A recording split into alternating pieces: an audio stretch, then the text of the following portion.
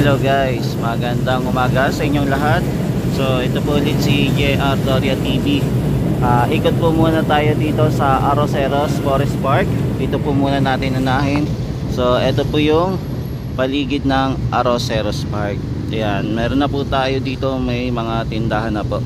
Pero yung iba po kasi hindi pa open. Ipasilip ko muna po sa inyo, mga tropa kids, para kung if ever na pupunta kayo, alam nyo na po kung ano po itsura dito sa Arroceros Park. Yan, so guys, punta na tayo sa Pasig River Esplanade. Doon na tayo mag-update. Kahit paano nasilip na natin itong area na maganda na rin po. At halos pare-parehas po yung itsura po ng ating food stall. So tara na guys, let's go na.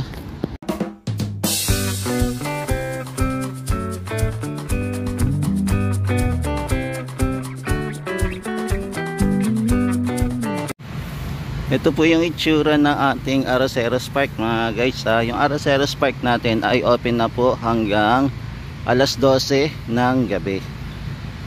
Kung gusto niyo pumunta guys, pasyal na po kayo ha. Yan, morning update po muna tayo dito sa area.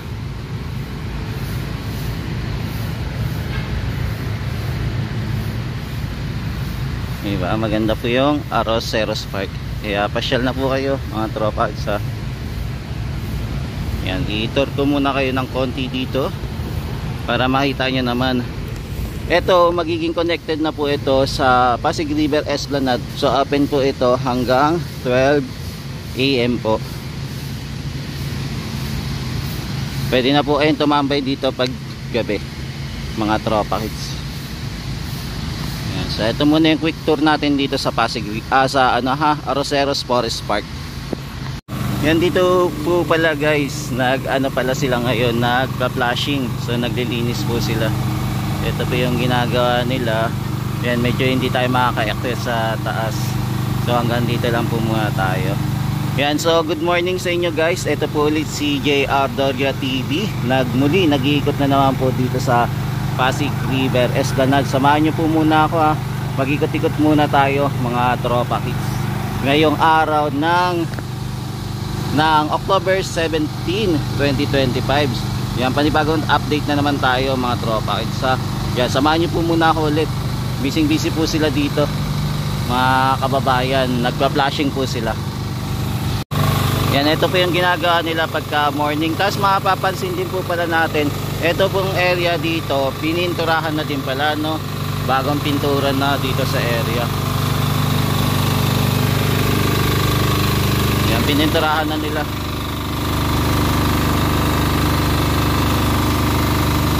Yan, ongoing yung paglilinis nila dahil malapit na po yung ating inauguration. Kaya todo linis na po ang ating mga kababayan. So ang in charge po dito ang City of Manila. So sila po yung nagpa-flashing dito sa area para sa Pasig River Esplanade. Bali tinatanggal-tanggal na po nila yung mga sapot-sapot, maging sapot din dito po sa lamppost. Ayun po yung ginagawa nila guys. Ito po yung pintura. Ayan, pintura, bango. Ayan, mamaya na lang po tayo akyat. Nag-update po ulit tayo dito sa malapit na inauguration na gaganapin. Ayan. So dito muna tayo ha, kasi nag-flashing sila. Tapos dito naman po mga guys, ayan na sinasabi ko po sa inyo na magiging open na po yung ating Arroceros Forest Park dito po sa Pasig River Esplanade. So ito, connected na po mga guys ha. Hindi na po kayo mahihirapan mamasyal dito. Dati may pasyalan, pero konti lang po. Konti lang po yung ating mga pasyalan dito. Hindi po tayo masyadong makakapaglakad. Pero ngayon, pwede na tayo umabot hanggang Port Santiago River Walk kung gusto po natin mamasyal dito sa Arroceros Forest Park. Ayun po yung mangyayari. Yan, so ito, pasilip ko muna. So hanggang 12 midnight po, open na po ang Arroceros Forest Park. Okay? So dito na tayo mga tropa kids. Walking tour po muna tayo. mga tropa. Yung ating mga lamppost, meron pa po iba hindi pa po nakakabit. At meron na din po nakabit na po lahat. Pero dito po sa area, malapit po sa ilalim ng tulay, sa Quezon Bridge, kompleto na po. Yan. So ito hindi po muna pwedeng lakaran. Bawal po muna. Yan, may mga area na bawal po muna tayong tumapak.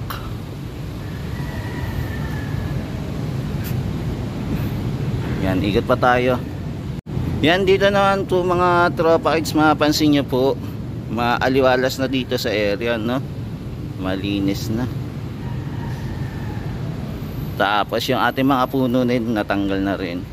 Tapos eto, may mga lamppost dito pero hindi ko lang sure kung babaklasin na din to. Dito naman inaayos pa. Yan, inaayos pa kasi dito, hindi pa po tapos. I-zoom ko na lang guys ha. Ayan. Pero malinis na rin. Ayan, malinis na pero maganda sana kung sementahan pa mga tropa kids, di ba? Para tapos ito yung pader, ang pangit kasi din ng pader Sana ayusin din, di ba? Masementohan, malagyan ng artistic, di ba? Para mas maganda. Ayan, lipat tayo.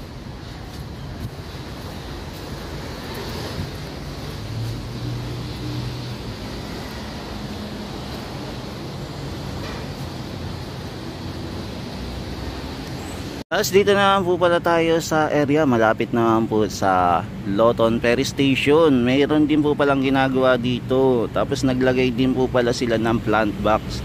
So magkakaroon po pala dito ng hagdanan at saka pagitan po. Bali po magkabilaan po yung hagdanan na gagawin dito. Tapos yung sa gitna po ay plant box naman po. So maglalagay po sila ng halaman. So ongoing pa rin po yung pagtatrabaho nila dito.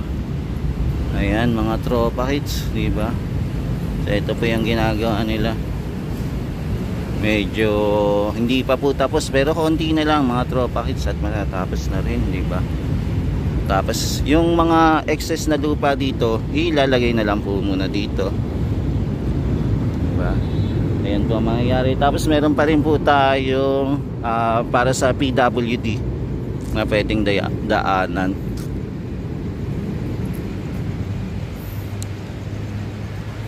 Ayan, PWD at saka wheelchair po. Ayan, may daanan pa rin po. Tapos ito, yan. Hindi ko pa alam kung ano po ilalagay naman dito. Kung para sa halaman din. Pero abangan natin kung ano ilalagay.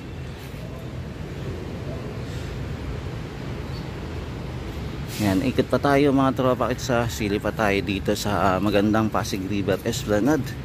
Na ongoing ang construction at nalalapit na po ang ating opening sa October 19 ang inauguration lang po muna yun ha mga guys ha. Inauguration, malapit na po ang inauguration.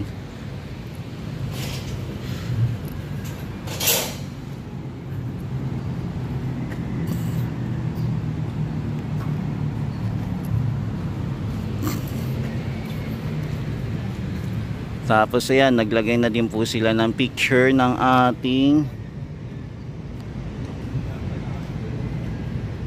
ating tarpaulin. Tapos ito po yung ating tulay.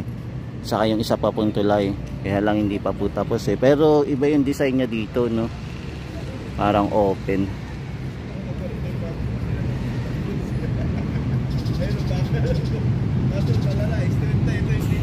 Yan, dito naman po na pinturahan na mga tropa kids. Naka waterproofing din po siya. Naka pintura na. Ang ganda na no.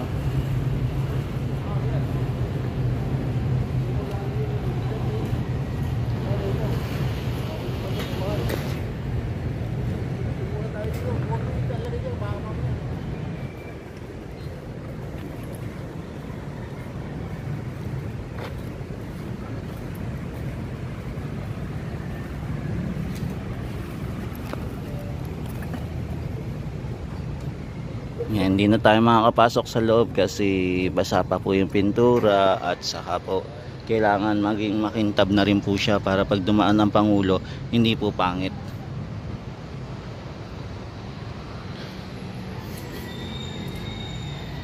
Ayan, walk tour pa rin po tayo. Tapos maging doon din po pala sa taas. Nakalimutan kong umakyat para masilip. Ayan, ongoing pa rin po yung pag-aayos doon sa taas. Nakalimutan ko palang pasyalan. Ayan, mayroon po tayo mapansin na gumagawa pa rin po sa taas. Ayan, tapos parang ano din nila, no? Ayan, meron sasakyan doon eh. Baka pang ano lang din po, pang flashing din. Tara, ikot na tayo guys. Walking muna tayo dito. Tapos naglagay na din po sila ng tarpaulin po ulit.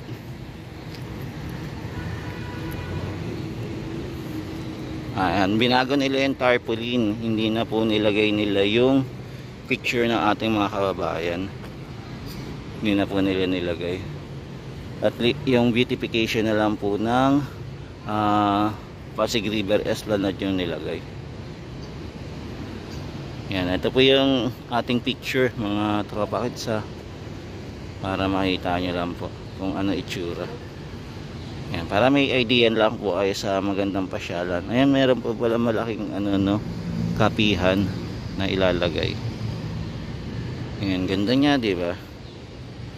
Yan, meron din po pala mga upuan sa abangan natin.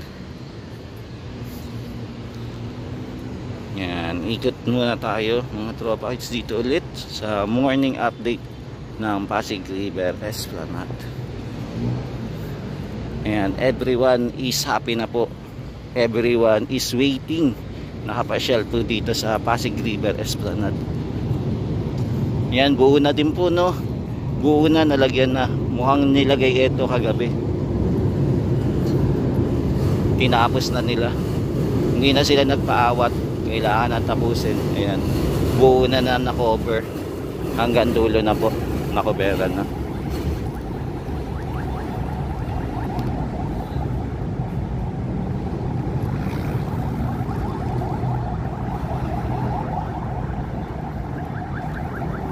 Yan, walking tour lang po muna tayo. Sana hindi maalog yung aking pagbibideo. Tapos dito naman po, yan, so ito na po yung itsura ng ating pasyalan pagka umaga.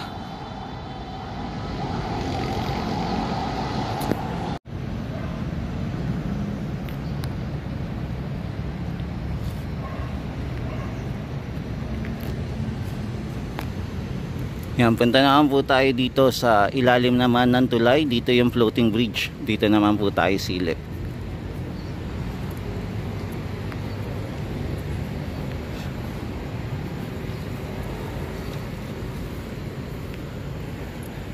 Yan, ito mga tropa kits, yung view dito ha. Ito yung view pagka mamasyal tayo dito. Ito po yung itsura.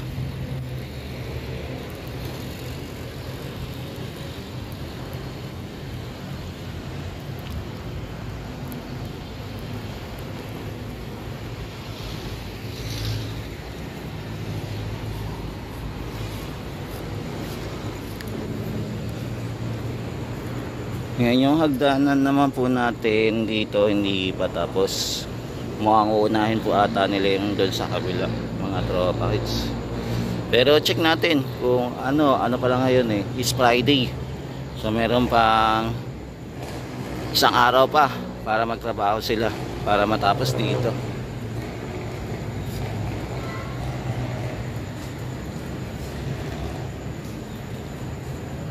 Malapit na, konti na lang mga tropa hits. At malapit nang gumanda ang ating Pasig River Esplanade. Tapos dito po pala guys sa ilalim ng tulay, hindi na po pala maglalagay ng lamppost dito sa may LRT. So tinanggal na po nila. Bali yung lamppost po nilipat na lang po ng ibang area. So ito po, maging dito din po sa kabila. Ayan, hindi na po nilagyan ng lamppost. Kasi sasabit po kasi. At saka mag-iiba din po yung lamppost na design kung pipilitin po. Kaya may pagitan na po. Yan, ikot pa tayo mga tropa hits. Tapos ito, naglagay na din po sila ng ating framing. Pinaganda na po. Dati yung framing dito malapit. Yan, pinalayo na nila. So ito, magiging pasyalan din po. Pwede din po itong kainan. entertainment o amusement, kung ano ba ilalagay dito. Tapos dito po abangan natin kung ano din naman ilalagay naman sa may tunnel. Yan, ikot-ikot pa tayo guys, punta naman tayo sa kabila. Walking tour lang po muna tayo.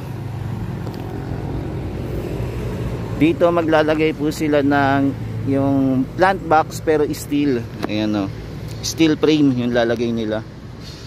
Yun po yung gagawin. Tapos dito naman po meron po tayong lamppost ulit na may ilalagay. At saka dito din lamppost din. Tapos ito bakal na po. Bakal din po ilalagay. Ayan. Ayan mga tropa kids, mataas po yung tubig ngayon. Ayan, umaapaw.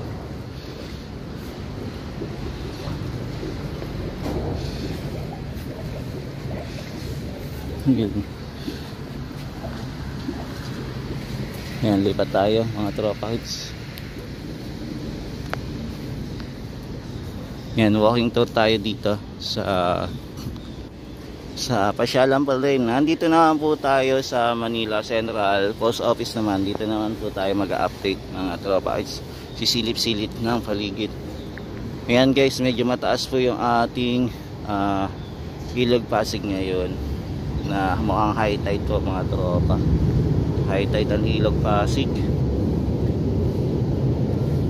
Tapos ito matapos na din ang ating railings. Okay na po. Ito floor finishing na din po. At saka maging dito din sa railings. Tapos meron na naman po na lamppost na naman na ilalagay. Yun po.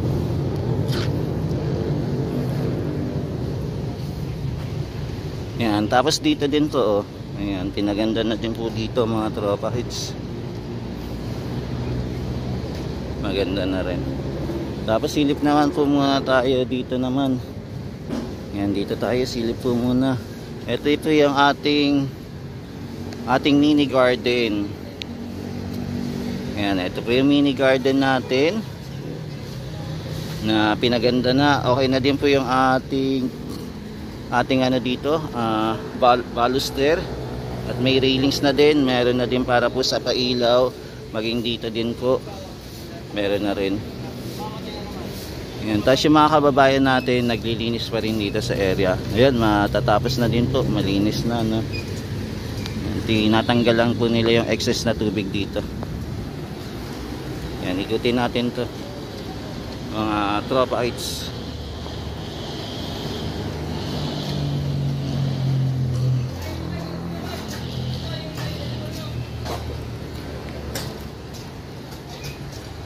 Ayan, medyo konti na lang pala to no. Pwede nang ano. Sana wala pong tumalon papunta dito no. Alam mo naman yung iba pag namamasyal gusto shortcut. Walang pangapasaway. Ayan, so dito magkakaroon po ng halaman. Maglalagay ko. Ayan, so ito po yung paligid ng ating Pasig River Esplanade. So sa ibang venue naman tayo mga tropa kids. Yan, so ito naman po yung itsura ng ating pasyalan dito naman po sa area po ng papunta po ng phase 1 naman. So ito po yung itsura nya. Ayan, umuulan po. So silipin din natin ito mga tropa kids. Tara, silipin natin. Yan, so eto guys, hanggang dito na pinturahan na po nila. Papunta na po ito ng phase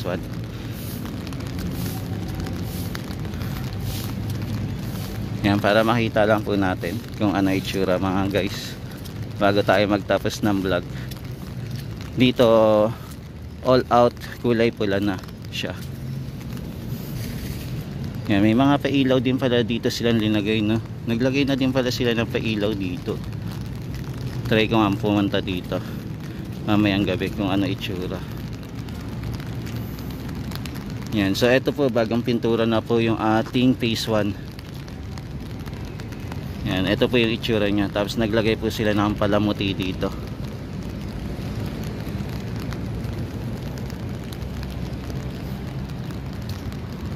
Yan, tapos ito naman po itsura pagka papunta na po tayo sa phase 4 naman po. Yan, phase 4 area na. Ito po yung magiging itsura naman. Yan, nakaka-excite na mga guys mamasyal dito. Kaya sana ma-open na po itong Pasig River Esplanade. Sana po pagkatapos po ng inauguration, pwede na po i-open sa public itong Pasig River Esplanade. Kumbaga kahit na gabi po, pwede na pong mamasyal. Tapos magtatrabaho lang po sila ng morning po, no? Yan mga tropa kids. So abangan natin kung kailan po ito magiging open to the public, kasi marami pa pong kailangan i-retouch po dito sa area ng Pasig River Esplanade. Kaya maraming salamat po ulit sa pagsabay nyo sa akin. Ito po ulit si JR Doria TV na muling nag-iikot dito sa Pasig River Esplanade para magbigay po sa inyo ng update kung ano na po ay tsura ng ating Pasig River Esplanade. Maraming salamat guys sa walang sawang pagsuporta kay JR Doria TV. God bless po mga tropa kids. Ingat-ingat. Pagpalain po kayo ng may kapal. Yan. Ingat-ingat po mula Luzon, Visayas at Mindanao, maging sa ibang bansa po. Yan. God bless po sa inyo. Thank you po. Thank you. Yan. Ito po si JR Doria TV. Lagi nagpapasalamat sa inyo.